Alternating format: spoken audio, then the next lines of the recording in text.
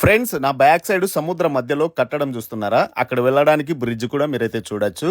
ఈ ఆలయానికి త్రేతాయుగ కాలంలో అద్భుతమైన చరిత్ర ఉంది. అదేమిటంటే సాక్షాత్తు శ్రీరాముడు లంకపై యుద్ధానికి వెళ్లే ముందు సముద్ర మధ్యలో నవవిగ్రహ ప్రతిష్ఠ చేసినట్టుగా ఇక్కడైతే చెప్తారనమాట. అంతేకాకుండా ఈ ప్లేస్లో సముద్రంలో మీరు ఎక్కడే కానీ చూడొచ్చు, అసలు అలలు కూడా కనిపించవు. మనకు సాధారణంగా చెరువులలో, నదులలో ఎలా అయితే వాటర్ అయితే కనిపిస్తుంటుందో అలా అయితే కనిపిస్తుంది. సముద్రంలో ఎక్కడే కానీ అలలైతే కనిపించవు. ఇక్కడ ఇది ఒక వింత అనమాట.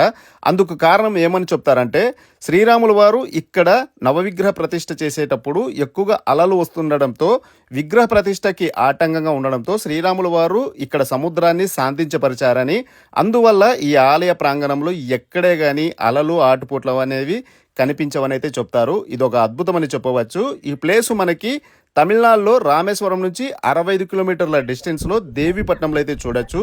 మనము ఇక్కడి నుంచి నవవిగ్రహాలు ప్రతిష్ఠించిన చోటుకు వెళ్ళాలంటే దాదాపు 100 మీటర్లు సముద్రంలో ఒక వంతెనపై మనమైతే వెళ్లాల్సి ఉంటుంది. చూడ్డానికి చాలా అద్భుతంగా ఉందన్నమాట. ఈ విగ్రహాలను నవపాషాణాలు అని కూడా అంటారు. ఇక్కడ మనము ఒక్కోసారి మనకు 3 లేదా 5 అలా అయితే కనిపిస్తూ ఉంటాయన్నమాట. దానికి కారణం ఈ విగ్రహాలు ఇక్కడ సముద్ర నీటి మట్టం ఒక్కోసారి హెచ్చు తగ్గుదల బట్టి మనకైతే ఆ విగ్రహాలు అయితే కనిపిస్తూ ఉంటాయి. ఒక్కోసారి పూర్తిగా కనిపిస్తాయి, ఒక్కోసారి 3, 5 అయితే కనిపిస్తాయి. ప్రస్తుతం